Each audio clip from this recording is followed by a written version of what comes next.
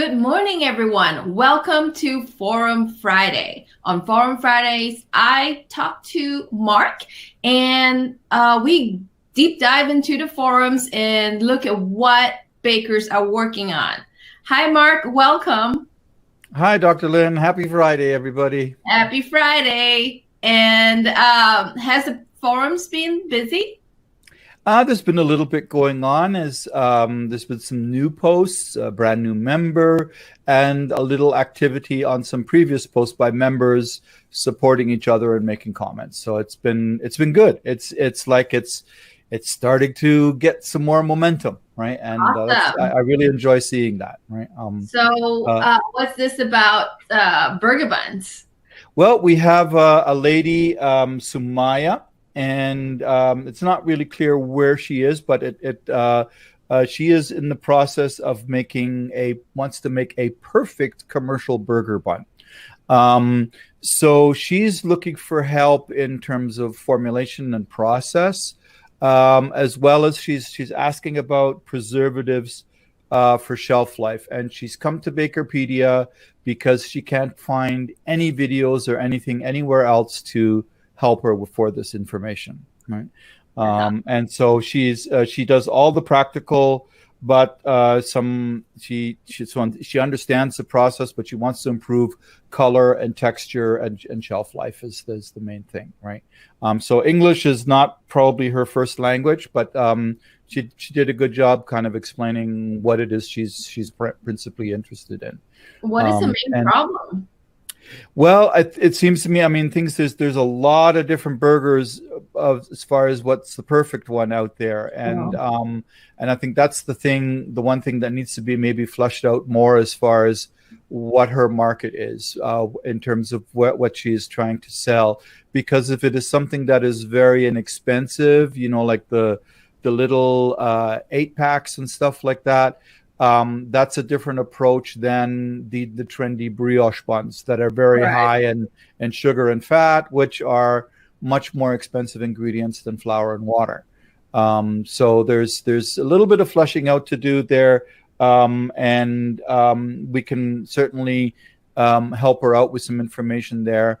I have some basic videos on my YouTube channel for white bread, which is similar type of process for the homemaker, and I'll be doing some burger buns later this year as well. I've done some onion buns before that might have a video there. I can't remember for sure, but we'll be working with our social media people and Joanna to eventually get some of those up on BAKERpedia and Baker TV and stuff too as resources, and to help, of course, promote our sponsors as well, right? So, great. And so that is kind of I think the main thing there is I need to get back to her and ask her for some more information. And that's again sort of sometimes the recurring thing. She did a good job generally. Maybe you and I should sit down and we should just create like a free download PDF of all the topics that pertains to hamburger buns. Yeah, that would be good. Yeah, I could provide a link to that. And then topics that's targeted to mixes or cakes and things like that. Yeah, we should do that. Yeah, AIB used to have a good hamburger bun course, of course, but now they don't do the training and everything anymore. So it's like almost like there's nowhere to go, right? So we are it, right? And we can definitely help out there. We have another interesting conversation by our member Farhan. And it strikes me that Farhan may be a researcher.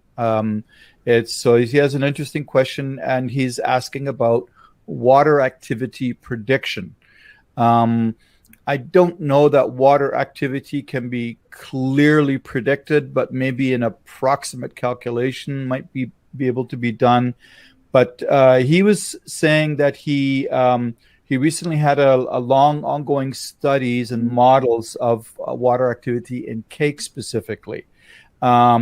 And he felt he could succeed by determining absorption isotherm of each individual ingredient in the recipe, and then calculated the final water activity that way.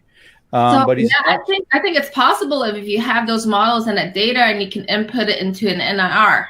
Yeah, and then he's asking about he wants to try to do the same trend calculations on SE model, but he's missing the SE value of some ingredients. Now I'm unfamiliar with what an SE value is, so I have to look that up.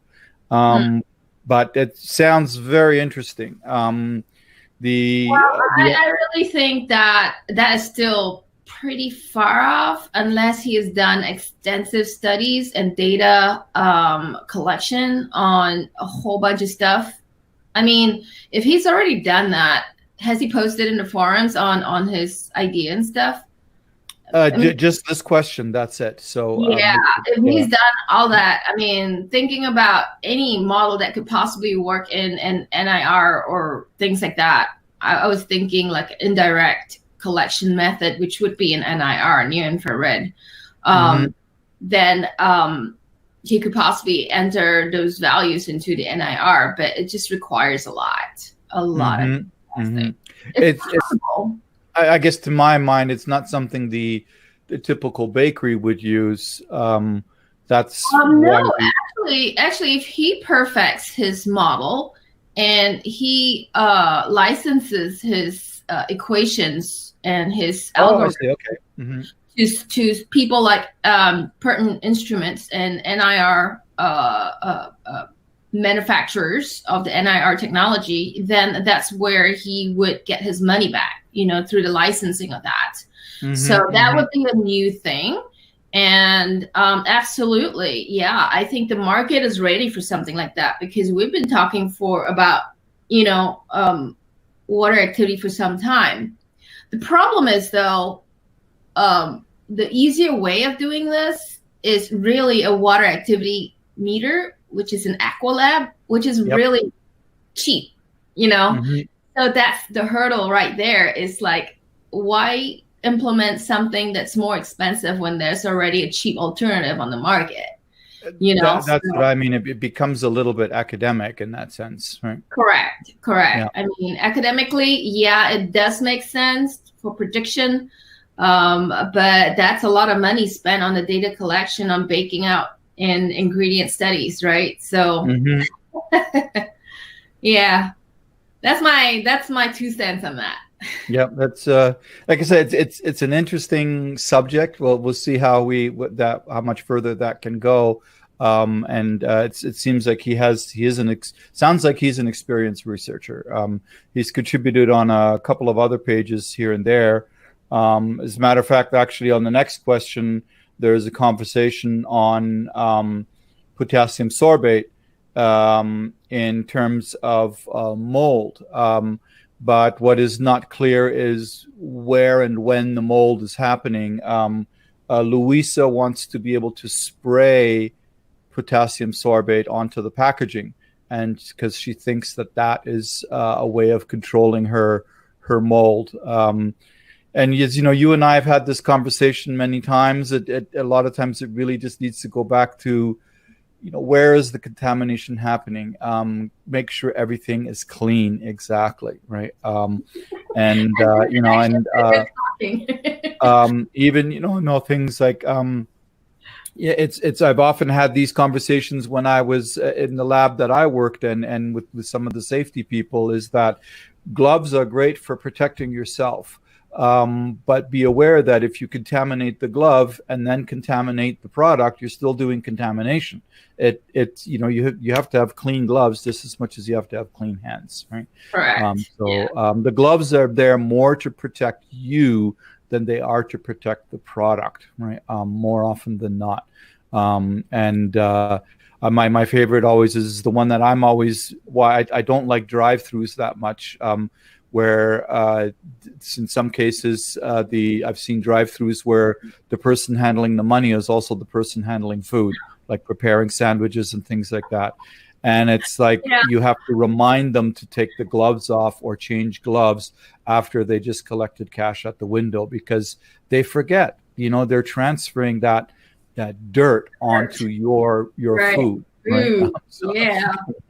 Yeah. Sometimes it's not. Sometimes it's just not the packaging or the product. It's really your hands, you know. Mm-hmm. And people get too personal when you say that, you know. Yeah. And I'm like, seriously, don't take it too personally. You just don't know that what you're doing. It's well, it's just like with this pandemic that we're always I'm telling people to constantly wash their hands and to wash your hands thoroughly by singing happy birthday when you wash your hands, right? I mean, because it's I've seen it so often when I've done HACCP training on more than one occasion where they use this spray that will cause contamination to glow in the dark under a black light, right? So it's basically you put this spray on your hands and it will glow in a black light, okay? And so then you send two people to the you spray their hands and send them to the washroom to wash their hands, and ensure that one person washes their hands thoroughly and that the other does the famous fingertip sprinkle, right? right. And then you come back and you have them shake hands with the person, and that person another and another and another, till you go 6 or 8 people deep, and you look at it under the black light and you can see how quickly and how much it spreads. And if you only wash your hands and don't wash your cuffs, that is where it spreads even further sometimes, because depending on, like me, I have big hands, and if I grab your hand, I'm going to be reaching past your palm most likely, and so then I can be contaminating you there as well. So if you haven't washed your hand there before you're doing things, you can easily pass things along as well. So but yeah, it's an interesting topic. Back to the discussion. Did the group encourage her to look into that, or yes, not? So yeah, she Farhan actually suggested that one as an option. He suggested using ultraviolet light to destroy the bacteria. And while again academically that may be possible, unless it's this, this is a bakery in Kenya, and she actually points out it's a small bakery in Kenya, I don't think that ultraviolet light packaging would be a reasonable investment for them, if it's even available to them. As we know that Africa is growing immensely quick in technology and everything these days, but there's a lot of areas where things are still difficult to get there technology-wise. Right. So yeah, I think it will work. I think she should give it a try. I love spray-on technology, actually. Mm-hmm. Yeah. And she might just want to spray it on the product rather than the packaging, right? That would be the best, just a very fine mist, right? Yeah, exactly. All right, so let's wrap it up. Color of mold. And we have a hello from Mali, so hello back. And for all of our geographically challenged friends, Mali is in West Africa, a little bit north of the Ivory Coast. It's a huge country, actually, right? But yes, so glad to have another new member from Africa as well. And wait, wasn't there a color of mold question that we wanted to cover? And that is a continuation of a conversation that started last year about the different whether different colors cause anything, and so it was more affirmation and with suggestions on using HEPA panels to filter air to ensure that the air is clean, and expressing a thank you as the original post, because I grabbed that off of the BAKERpedia pages from a question that Joanna had sent me. And so I guess it was this person who had originally posted that and thanked everyone for the feedback. So we are making progress. We are definitely having an impact. That's great. Great to hear. Great job, Mark. Thanks for leading these discussions and helping, provide the solutions by pointing them to the right pages. Absolutely. Yeah. Enjoy it. And, and quite honestly, it helps me dig into BAKERpedia and realize, even always be reminded of how much is there, right? I mean, and how quickly and easy it is to find things. But I do enjoy, digging up those links for them to send them there so that it makes it even easier for them. Thank you so much. All right, Mark, we'll see you back next week. All righty. Have a great weekend, everyone. Bye, bakers. Have a great weekend.